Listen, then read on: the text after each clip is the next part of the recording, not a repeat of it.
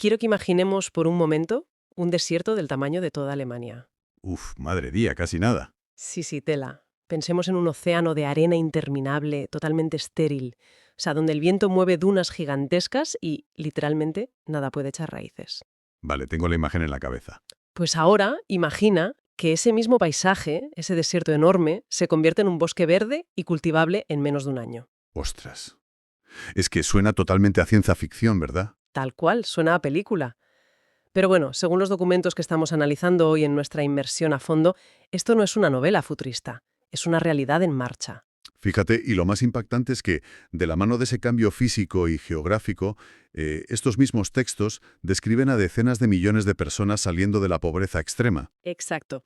Y ojo aquí, porque no hablan de que salgan por la inercia invisible del libre mercado, que es a lo que estamos acostumbrados, sino gracias a lo que ellos llaman un algoritmo de cooperación humana meticulosamente diseñado. Es una premisa brutal, sinceramente. Desafía de lleno nuestra comprensión de lo que es logísticamente posible, ¿sabes? Cambiar la biosfera y reestructurar la economía de 1.400 millones de personas a esa velocidad. Requiere un nivel de coordinación que la mayoría de nosotros apenas puede ni concebir. Y precisamente de eso va nuestra inmersión a fondo de hoy.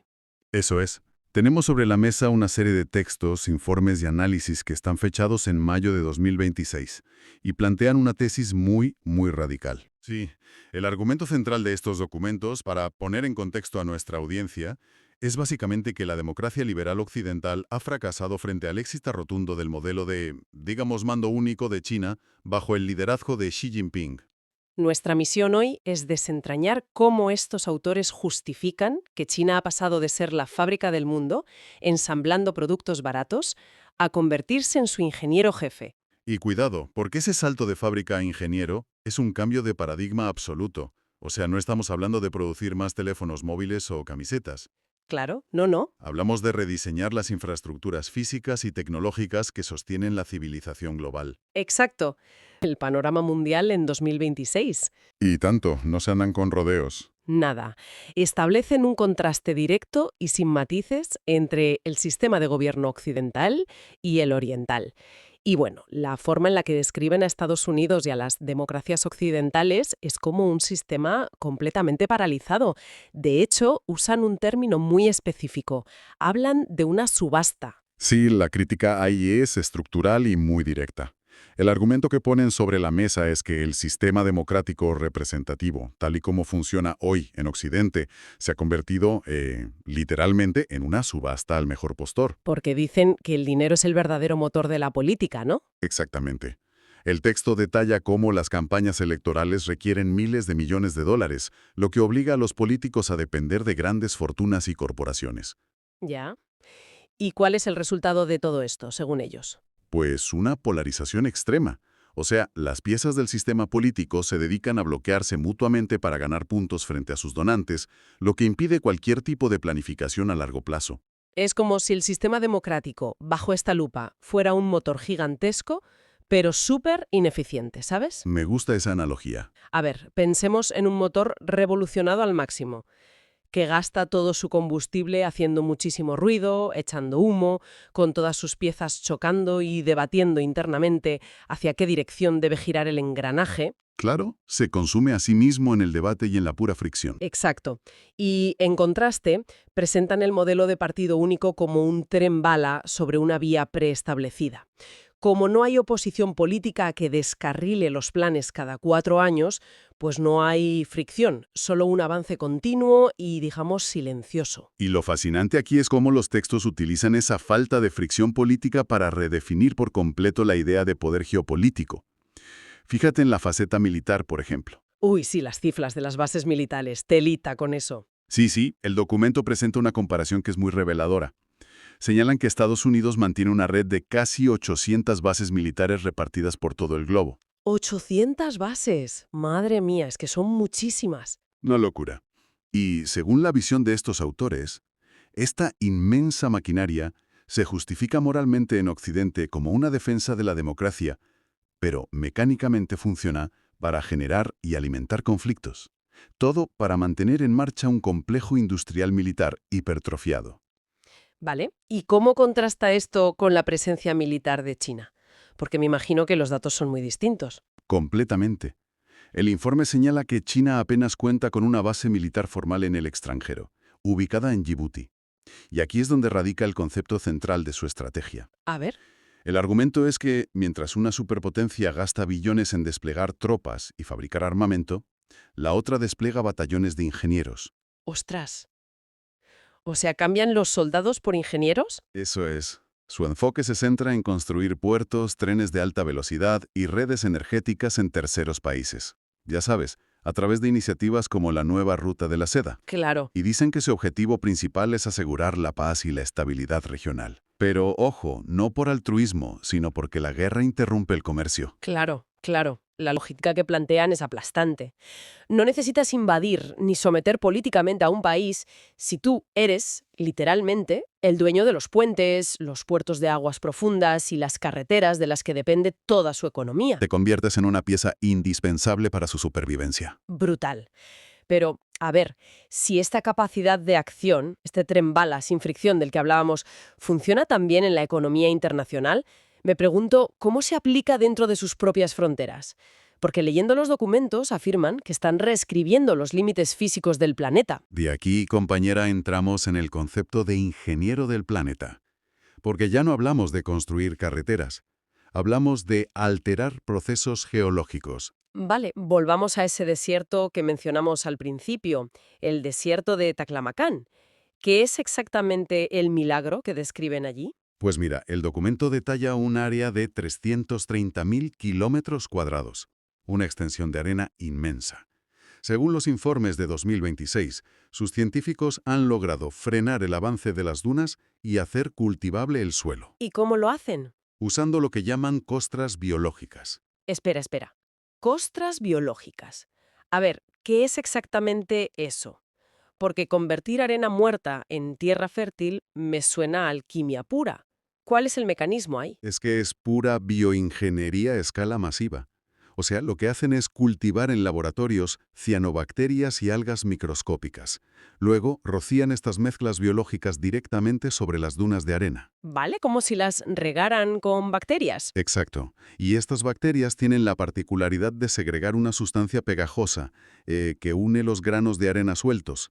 Al unirse, forman una costra, una especie de piel viva sobre el desierto. ¡Ostras, qué interesante! Y esta piel estabiliza la arena para que el viento no la arrastre y, lo más importante, retiene la humedad.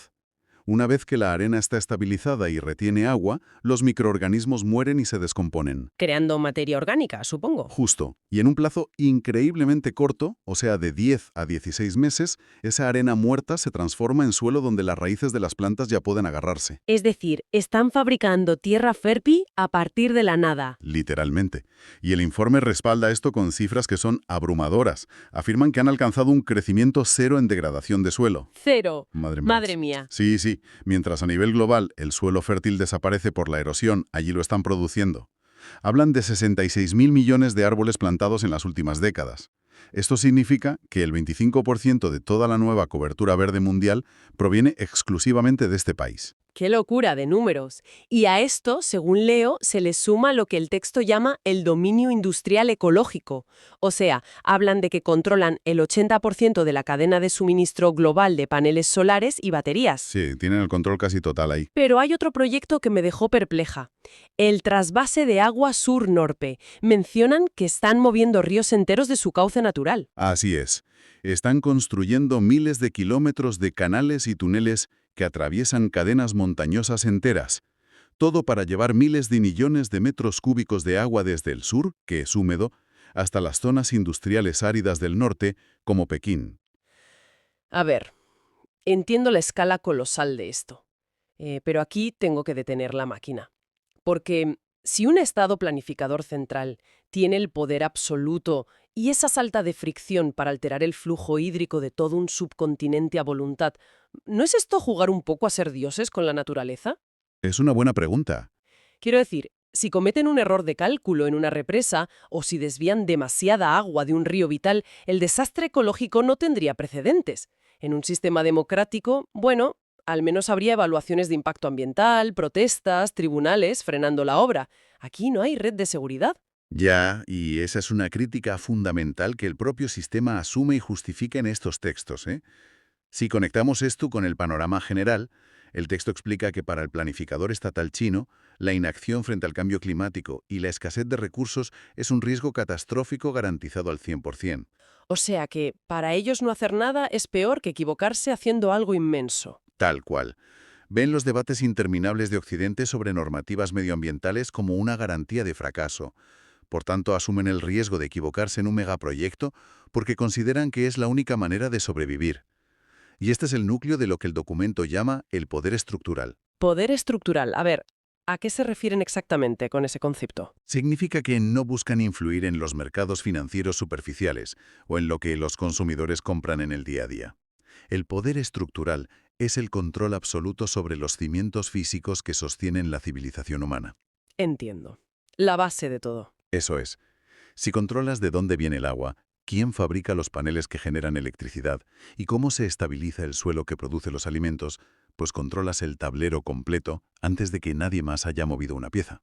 La sostenibilidad, bajo esta óptica, no es un idealismo verde. Es la forma más pura y dura de dominación geopolítica. Bueno, aquí es donde la cosa se pone realmente interesante. Porque este control tan férreo sobre la materia física y los elementos de la naturaleza se replica de forma idéntica en el mundo inmaterial. Sí. En lo digital, exacto. Me refiero a los datos, la tecnología cuántica y la inteligencia artificial. Los textos hacen un análisis profundo del 15º Plan Quinquenal, que abarca de 2026 a 2030.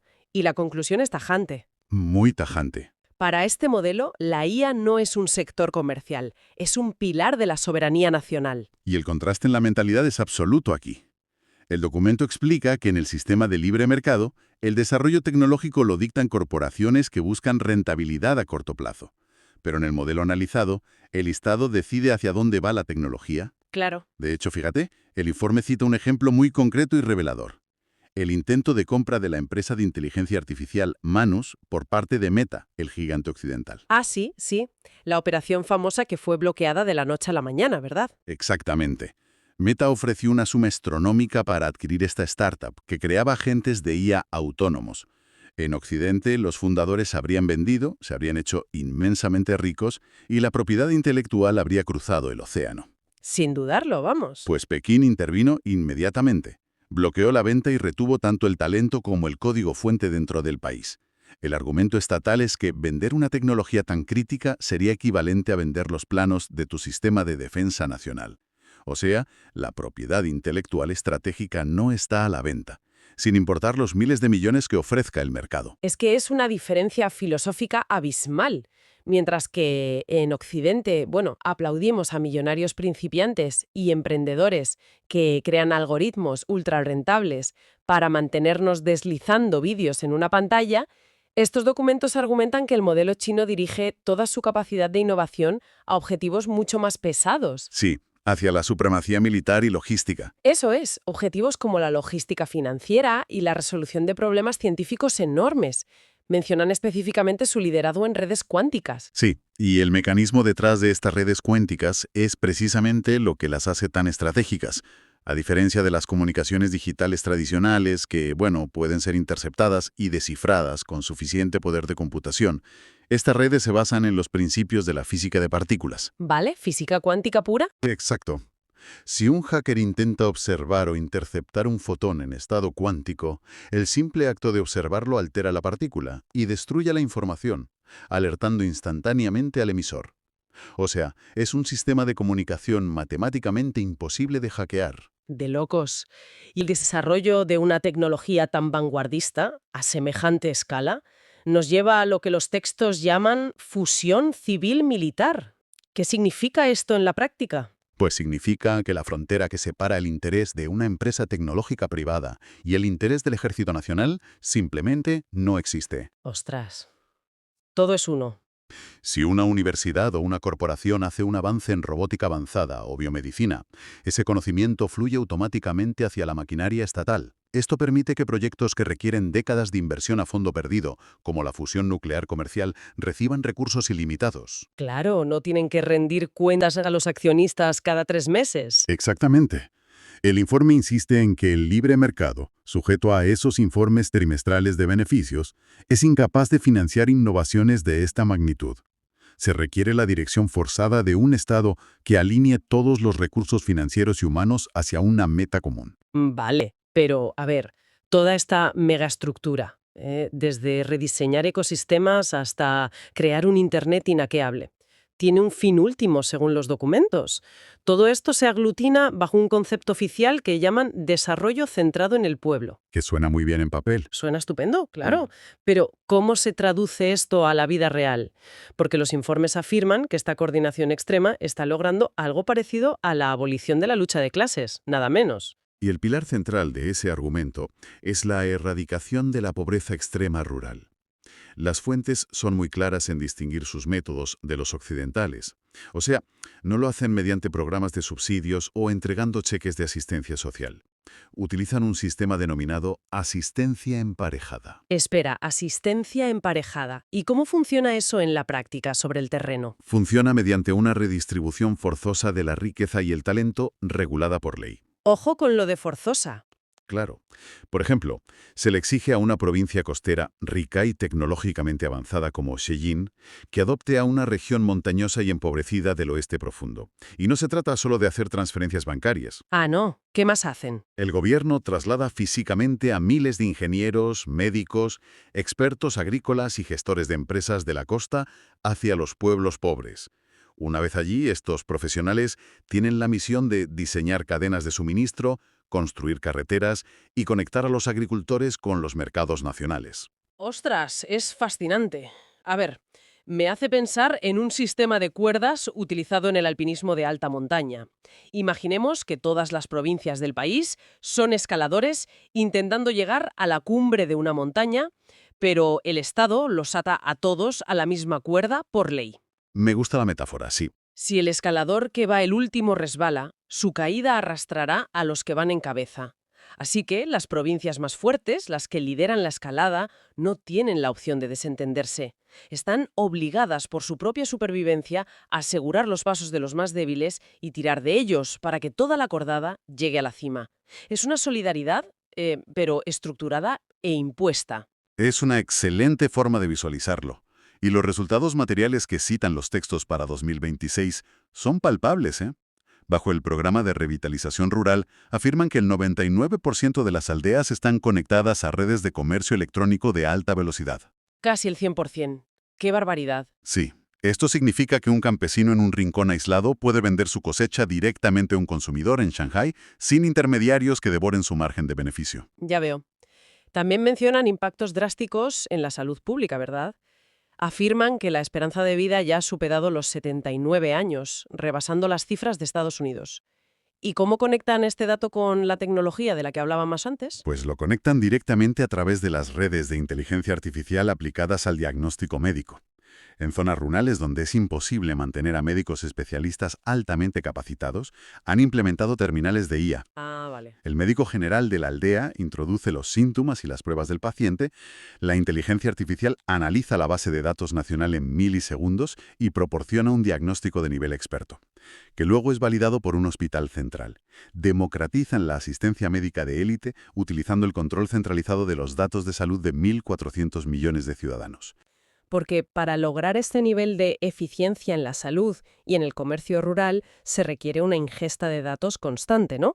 Lo que nos lleva a la cuestión de la seguridad y la vigilancia. Efectivamente, el elefante en la habitación, las cámaras de reconocimiento facial en cada esquina. Exacto, es que no podemos ignorar eso.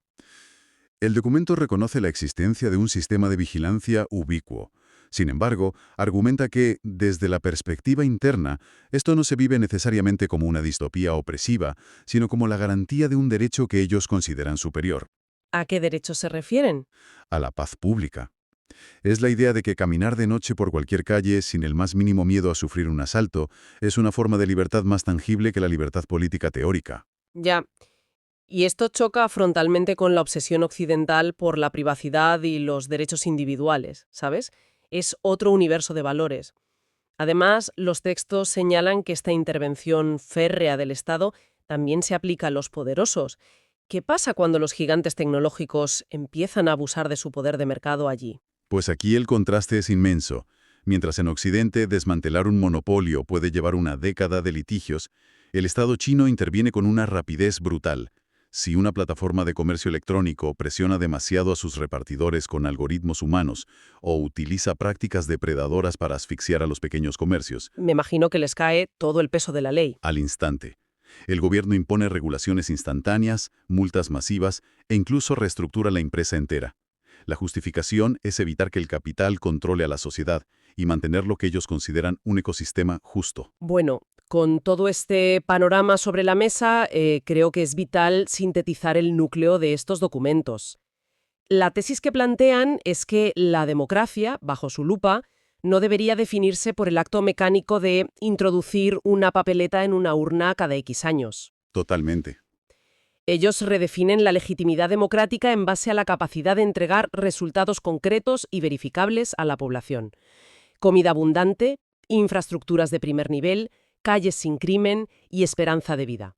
Argumentan que la libertad sin orden produce parálisis e inequidad. Mientras que su modelo de coordinación absoluta es, según ellos, la única herramienta capaz de resolver los retos existenciales del siglo XXI, como la pobreza endémica y la crisis climática. Ese es el resumen perfecto de su doctrina. Un Estado que no invierte su tiempo en debatir infinitamente si un proyecto se debe hacer o no. Sino que actúa. Exacto. Que alinea cada recurso científico, económico y humano en ejecutar un plan maestro diseñado por ingenieros y planificadores a largo plazo. Entonces, bueno, ¿qué significa todo esto para nuestra audiencia? ¿Por qué es crucial entender estos documentos de 2026?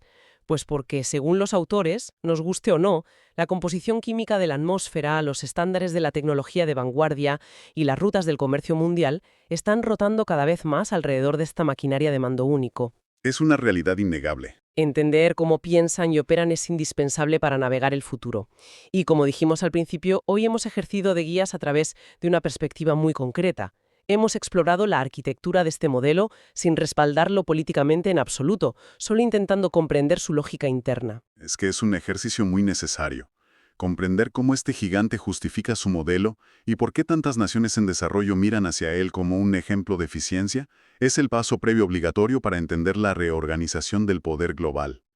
No podemos analizar el mundo basándonos únicamente en nuestras propias asunciones occidentales, ¿verdad? Absolutamente de acuerdo.